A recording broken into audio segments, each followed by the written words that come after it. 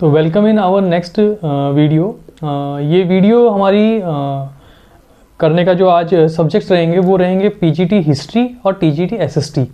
Questions बहुत सारे आ रहे हैं कि किस चीज़ को कवर करना है, किस चीज़ को नहीं करना। तो आज इन दो सब्जेक्ट के रिलेशन में हम इन चीज़ को समझने की कोशिश करेंगे। तो सबसे पहले वेलकम है सर का। Welcome sir. सर केंद्रीय विद्यालय में टीचर हैं और बहुत एक्सपीरियंसड हैं, प्लस ऑलरेडी सर भी एक एग्ज़ाम दे के आए हैं एलडीसी का, तो इसके बारे में सर बताएंगे। सर प्लीज़ फर्स्ट आप अपना इंट्रोडक्शन दीजिए प्लीज़ स्टूडेंट्स को। मैं Ram Ratan Yadav TGT social science 7 year से पढ़ा रहा हूँ और बाकी अदर जगह पे उसके पहले मैंने पढ़ाया है। सर आपने अभी एग्ज़ाम दिया, पीजीटी हिस्ट्री का एग्ज़ाम दिया आपने। तो सर आपको पेपर का लेवल क्या लगा? सिंपल लगा, मॉडरेट लगा या डिफ़िकल्ट लगा? सर पेपर का लेवल सर जो पहले आता था एग्जाम में उससे डिफ़िकल्ट था। डिफ़िकल्ट? हाँ, जो पिछले पेपर हमने देखे थे उससे डिफ़िकल्ट था पेपर। ओके, पेपर हार्ड था मतलब? हार्ड था, हाँ। ओके, बाकी चीज़ सर सेकंड सबसे इम्पॉर्टेंट पार्ट है ये हमारे इस क्वेश्चन का कि जो सिलेबस कवर हुआ है सर। तो सर सिलेबस जैसे जनरली बाकी सब्जेक्ट्स की हमारी बात हुई है तो वो बोल रहे हैं कि पीजीटी जैसे हमने कल उनसे बात की है फिजिक्स के बारे में, तो वो तो बोल रहे हैं कंप्लीट एनसीईआरटी कवर किया है। बट सर आपके सब्जेक्ट में हिस्ट्री में क्या एनसीईआरटी कवर हुआ है या ग्रेजुएशन लेवल भी गए हैं? नहीं सर, पहले जो क्वेश्चन पूछे जाते थे वो केवल एनसीईआरटी से कवर करता था। लेकिन इस बार जो हिस्ट्री में पूछा गया है वो एनसीईआरटी के अलावा अदर ग्रेजुएशन, पोस्ट ग्रेजुएशन उधर के एग्जाम के सिलेबस से आए हुए हैं। वहाँ से सिलेबस से आए हुए। तो मतलब ये है कि अगर पीजीटी हिस्ट्री आप कर रहे हैं तो आपको एनसीईआरटी के साथ साथ ग्रेजुएशन लेवल भी पढ़ना पड़ेगा। और जो मतलब माइंड में ये रखे कि मुझे दोनों कवर करना है, एक पे बेस्ड ना हो, स्पेशली पीजीटी हिस्ट्री के लिए। Okay sir. Sir next question हमारा रहेगा कि अगर टॉपिक्स की बात की जाए आपके हिस्ट्री में तो सर क्या क्या टॉपिक कवर करने की कोशिश की उन्होंने, या जो टॉपिक उन्होंने सिलेबस में रखा था उनको सबको टच कर दिया? हाँ, सिलेबस में उन्होंने जो दिया था वो तो पूछा ही, उसके अलावा भी उन्होंने कवर किया कुछ। जैसे उन्होंने मुगल एम्पायर नहीं दिया था वो कवर किया। उसमें हाँ, मुगल एम्पायर से बहुत सारे क्वेश्चन पूछे गए थे, 10-12 क्वेश्चन कम से कम आए थे। ठीक है। और बाकी विजयनगर एम्पायर, दिल्ली सल्तनत, मॉडर्न इंडिया, इन सबसे भी बहुत सारे क्वेश्चन। बेसिकली ये हुआ कि उन्होंने एंशिएंट, मेडिवल और मॉडर्न तीनों को बराबर वेटेज दिया। हाँ, बराबर वेटेज। और क्वेश्चन पूछे? तो क्वेश्चन कैसे थे? डायरेक्ट पूछे या ट्विस्टेड थे क्वेश्चन? नहीं, कुछ क्वेश्चन तो डायरेक्ट थे। जैसे पूछ दिया था इस बार कि ब्लू कलर का आविष्कार किस देश के लोगों ने किया। ठीक है, तो ये तो डायरेक्ट थे। लेकिन बहुत सारे क्वेश्चन इन्होंने क्रोनोलॉजिकल ऑर्डर में अरेंज करने के लिए पूछे थे। एक सबसे इंपॉर्टेंट पॉइंट ये रहता है हिस्ट्री के अंदर, तो अगर आपने क्रोनोलॉजिकल ऑर्डर में अपनी तैयारी की हुई है ना, या क्रोनोलॉजिकल ऑर्डर आपने याद किया हुआ है, तो आपको एग्जाम में बैठ के बहुत आराम मिलने वाला है इस चीज से कि आप जल्दी चीजों को कवर कर पाएंगे। बाकी सर सबसे इम्पोर्टेंट क्वेश्चन है कि टाइम कम पड़ा था या टाइम सफिशिएंट था? टाइम, इसमें टाइम मैनेजमेंट बहुत ज़रूरी है, क्योंकि बिना आप समझे आगे क्वेश्चन कर नहीं पाएंगे। असर्शन का है, रीजन का क्वेश्चन है, तो उसके लिए आपको बहुत ध्यान से पढ़ना होगा और 1 मिनट एक क्वेश्चन के लिए मिलता है। सबसे बड़ी बात है कि असर्शन रीजन में भी आपको ये ध्यान रखना होगा वो जो ऑप्शन है वो क्या बोल रहा है, उसको समझना पड़ेगा। तो सबसे इम्पोर्टेंट ये है कि आप जितने बार भी देखो, एक चीज होती है एग्जाम के अंदर बैठने के बाद हेजिटेशन, टेंशन सबको बराबर रहने वाली है। किसी स्टूडेंट के लिए कम या ज्यादा वाला सिस्टम नहीं है, आपकी प्रैक्टिस पे बेस्ड रहेगा। बट जब आप एग्जाम में बैठे हैं और एक ऑप्शन को पढ़ रहे हैं तो पेशेंस दिखाना पड़ेगा आपको उसको क्वेश्चन को पढ़ते टाइम और उसके ऑप्शन को पढ़ते टाइम, स्पेशली हिस्ट्री के अंदर कहाँ पे ट्विस्ट करेगा, कहाँ पे घुमाएगा पता नहीं चलने वाला, और ऑप्शन वहीं गलत हो जाएगा। और स्पेशली असर्शन और रीजन वाले में तो बहुत ज्यादा घुमाते हैं ऑप्शंस के अंदर। आप समझ जाएंगे क्वेश्चन क्या बोल रहा है बट ऑप्शन में जाके गलत कर जाएंगे, वो एक आता है सर। बाकी सर जो चाइल्ड पेडागोजी का पोर्शन रहा आपके एग्जाम में वो किस टाइप का रहा सर?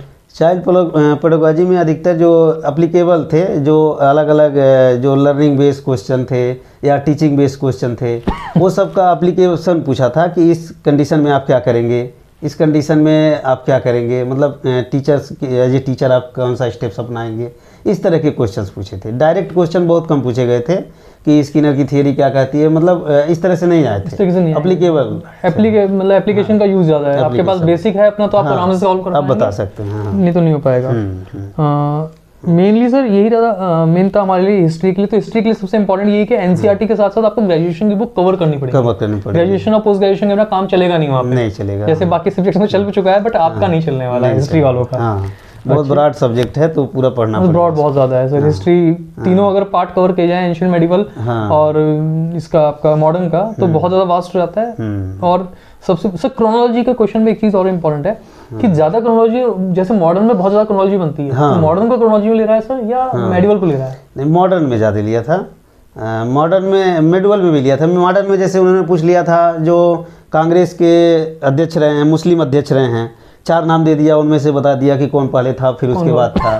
फिर जैसे उन्होंने दे दिया विजयनगर एम्पायर का, विजयनगर एम्पायर में कौन कौन से शासन किए, उनको क्रोनोलॉजिकल में याद करिए, ठीक है। तो इसको हमने जैसे बना दिया था, विजयनगर में पहले था जैसे SSTA, हमने ऐसे कर दिया, अपना टिक लगा दिया, बहुत इंपॉर्टेंट है एग्जाम के लिए। हाँ, तो संगम, सालू, तुलुब, क्योंकि सालू तुलुब में बहुत कंफ्यूजन होता है। बिल्कुल सही है सर। तो SSTA ऐसे वही है तो सर, भूलेगा नहीं कभी। इंपॉर्टेंट ये कि जब आप अपनी तैयारी करते हैं तो तैयारी के साथ ही अपने लिए ट्रिक्स बनाइए, अपने आप जनरेट करना, जल्दी याद रहेगी, बहुत लॉन्ग याद, कभी भूलेगा नहीं वो। जैसे कर्क रेखा निकलती है तो उसके लिए मैंने अपना बनाया हुआ था कि गरम छज्जे पे त्रिमी, तो वो गुजरात, राजस्थान, मध्य प्रदेश, इस तरीके से करके मैंने याद किया था। तो बहुत काम आती है आपकी टेक्नोलॉजी अपने लिए। बाकी सर अगर PGT हिस्ट्री वालों के लिए बात की जाए तो सर आप जो एक्सपीरियंस पेपर देने वाले उनके लिए क्या मैसेज देना चाहेंगे? उनका यही है कि जो भी टॉपिक पढ़ें उसको बहुत डीपली पढ़ें, केवल NCERT के ही भरोसे न रहें। जो अदर हैं जैसे ग्रेजुएशन, पोस्ट ग्रेजुएशन के जो उससे रिलेटेड बुक्स हैं उनको भी पढ़ें और उनको मेमोराइज करें और कुछ नोट्स बनाते जाएं, क्योंकि अंतिम टाइम में उनके पास पूरा पढ़ने का टाइम नहीं होता है। हाँ, तो शॉर्ट नोट बनाते जाएं, अंतिम टाइम के लिए बहुत फायदेमंद होगा उनके लिए। शॉर्ट नोट्स के बारे में हमने अपनी फर्स्ट या सेकंड वीडियो में ही बता दिया था कि शॉर्ट नोट्स कैसे बनते हैं, कि पूरे की पूरी हमने 15 से 20 पेजेस की जो पूरी बुक का पोर्शन था चैप्टर का, हमने 1 पेज में या 2 पेज में कवर किया हुआ है। तो वही नोट्स लास्ट में आपके काम आएंगे और आप पूरी बुक्स को कभी कवर नहीं कर पाएंगे एक साथ, लास्ट टाइम तो पॉसिबल नहीं कवर करना, नोट्स ही काम आते हैं हर किसी के। तो नेक्स्ट सब्जेक्ट के बारे में हम बात करेंगे। नेक्स्ट सब्जेक्ट है हमारा TGT SST का। TGT SST के बारे में सर से हम पूछेंगे आखिर किस तरीके से TGT SST को टैकल करना है, क्योंकि सर जो हैं वो अभी TGT SST की पोस्ट पे हैं, मतलब और सर ने जो अपीयरेंस दी है अपने एग्जाम में वो दी है PGT हिस्ट्री के लिए, सर का बैकग्राउंड हिस्ट्री का भी है। तो इसलिए अब हम बात करेंगे TGT SST के बारे में। सर TGT SST के बारे में आपका कहना क्या रहेगा सर एक्सपीरियंस के लिए? TGT SST में सर ध्यान देना होगा कि 4 जो पार्ट्स हैं चारों पे इक्वल उनको ध्यान देना होगा। जैसे हिस्ट्री में political science, economics and civics, चारों पे इक्वल उनको ध्यान देना होगा। और जो सिलेबस है, सिलेबस तो 9th 10th का ही NCERT है, लेकिन सिलेबस के टॉपिक वही रहेंगे, लेकिन उनको उसके अलावा भी कुछ पढ़ना पड़ेगा। जैसे हमने अपनी हिस्ट्री के टॉपिक में आपको बताया, PGT हिस्ट्री के टॉपिक में देखा जाए तो जब हम सिलेबस देखते हैं सोशल साइंस का, सोशल साइंस के सिलेबस में पूरी की पूरी आप देखेंगे आपकी बुक्स जो है NCERT की वही डाली हुई है ना, पर कहीं ना कहीं एग्जाम की एक रिक्वायरमेंट होती है सिलेक्शन। तो अगर जब सिलेक्शन होता है वो कहीं ना कहीं कुछ को सिलेक्ट करना होता है, कुछ को छोड़ना होता है, तो क्वेश्चन उस कंपैरिजन में इजी नहीं आने वाले, क्वेश्चन ट्विस्ट होंगे। क्वेश्चन हो सकता है जैसे इन्होंने फ्रेंच सोसाइटी दे रखा है या फ्रेंच रिवॉल्यूशन दे रखा है, फ्रेंच रिवॉल्यूशन का क्वेश्चन जाकर रिलेट करे ग्रेजुएशन की बुक के साथ, तो आपको NCERT प्लस ग्रेजुएशन साथ रखना पड़ेगा तभी जाके पॉसिबल हो पाएगा। सर यही रहेगा? हाँ, यही रहेगा, क्योंकि अगर हम सिलेबस देखें तो सर पूरा का पूरा NCERT है, पूरी बुक NCERT की, बट ग्रेजुएशन को साथ रखना पड़ेगा, क्योंकि NCERT में आपको बहुत डेट्स बहुत ज़्यादा इंपॉर्टेंस नहीं देता है, लेकिन एग्जाम में वो पूछ रहा है क्रोनोलॉजिकल ऑर्डर में आपको अरेंज करना है, तो ये सब आपको अदर जगहों से ही पढ़ना पड़ेगा। और सर अगर बात की जाए हिस्ट्री के अलावा ज्योग्राफी की सर? हाँ, ज्योग्राफी में भी आपको जैसे दिया हुआ है, इसमें आपका first chapter India size and location, तो बहुत नॉर्मली आपको दे दिया है, जो 6 में दिया है लगभग 9th में वही टॉपिक दे दिया है, लेकिन आपको एग्जाम के कॉम्पिटिटिव बेस के पूछना है तो अदर जगहों से आपको इन्फॉर्मेशन लेनी पड़ेगी। मतलब आपको ब्रॉड व्यू यूज करना पड़ेगा। आप सिर्फ NCERT बुक के ऊपर बेस नहीं हो सकता कि उसमें इतना दे दिया तो मैं इतना कर लूँ, क्योंकि ये ऐसे सब्जेक्ट्स होते हैं जिसके अंदर क्वेश्चन का एरिया बहुत बड़ा होता है। जो मेरा मानना है, क्वेश्चन लिखा बहुत छोटा रहता है NCERT बुक के अंदर, बट वो कहाँ जाके ब्रॉड वे हो रहा है वो पता नहीं चलता सर, तो वो इम्पोर्टेंट है। और सर इकोनॉमिक्स के लिए क्या कहना चाहेंगे सर आप? इकोनॉमिक्स में इसमें जैसे बेसिक जो प्रोडक्शन का क्या कॉन्सेप्ट है, बेसिक जो चीज़ें हैं इकोनॉमिक्स में वही चीज़ें आपको पढ़नी है। और 9th में 10th में आप देखेंगे तो इकोनॉमिक्स बहुत अधिक नहीं दिया हुआ है, केवल बेसिक ही दिया हुआ है। हाँ, लेकिन आपको जैसे करंट का है, बजट है, या अदर जो गवर्नमेंट के जो प्रोग्राम है उन सबको देखना होगा, पढ़ना होगा। रिलेटेड जो आप नॉर्मली इकोनॉमिक्स के पर्सपेक्टिव में सोचते हुए आप जो करंट के अकॉर्डिंग यूज कर सकते हैं, और थोड़ा बेसिक तो जानना पड़ेगा आपको इकोनॉमिक्स के लिए, वो तो इम्पोर्टेंट रहेगा सर आज तक क्वेश्चन का। बाकी सर क्वेश्चन तो सारे वही हैं, जैसे इसके अंदर सर एक टॉपिक है, जैसे इसके अंदर पॉवर्टी दे रखी है, पॉवर्टी, तो जनरली बच्चा अगर सिर्फ एनसीईआरटी से पॉवर्टी कर लेगा तो क्या उसका काम चल पाएगा? नहीं, पॉवर्टी में वो टॉपिक तो वही है, लेकिन करंट में गवर्नमेंट की पॉवर्टी, एंटी पॉवर्टी एलिवेशन क्या क्या चल रहे हैं, प्रोग्राम क्या हैं, उनके फीचर्स क्या हैं, वो सब भी देखना पड़ेगा। हाँ, और पॉवर्टी में क्या क्या काम हो चुके हैं, कौन कौन सी कमेटी बन चुकी है पॉवर्टी के लिए, वो सब उन्होंने क्या किया, या मिनिमम वेजेस का जो उन्होंने कॉन्सेप्ट दिया, समथिंग किसने क्या क्या दिया, किसने क्या ऐड किया, तो ये कहीं ना कहीं क्वेश्चन ट्विस्ट होंगे, थोड़ा सा ट्विस्ट होगा इसके अंदर। तो कुल मिलाकर सर कहना यही रहेगा एसएसटी के अंदर कि एनसीईआरटी के साथ कवर करना पड़ेगा ग्रेजुएशन को और प्लस करंट को। हाँ, करंट बहुत जरूरी है इसमें, करंट बहुत जरूरी रहेगा। बाकी सर ज्योग्राफी का आपने बता ही दिया है। ज्योग्राफी मेरे हिसाब से सर क्या जो बच्चे जो एस्पिरेंट्स टीजीटी का एग्जाम दे रहे हैं उनको 11th की एनसीईआरटी कवर करना सही रहेगा सर? 11th का 11th का पढ़ सकते हैं, बहुत इंपॉर्टेंट बुक है। हाँ, बहुत इंपॉर्टेंट है। 11th का कवर कर सकते हैं, पढ़ना पड़ेगा उनको, पढ़ना पड़ेगा। तो 11th 12th को भी साथ रखें, क्वेश्चन बन सकता है, और प्लस ग्रेजुएशन लेवल। हाँ, मेन सर एसएसटी में ही रहेगा। बाकी सर अगर आपकी तरफ से कोई पॉइंट एसएसटी के लिए, बाकी इनको जैसे कॉन्स्टिट्यूशन के पढ़ना ही है, इसमें पॉलिटिकल साइंस में इनको, कि जैसे अभी जो इधर करंट में जो अमेंडमेंट हुए हैं कॉन्स्टिट्यूशन में, वो सब देखना पड़ेगा। ठीक है, हाँ, तो ये सारी चीज़ें उनको देखना पड़ेगा। जो भी प्रेसिडेंट हैं, मतलब तीनों जो प्रेसिडेंट और फिर न्यायपालिका, व्यवस्थापिका, इन सबको देखना पड़ेगा।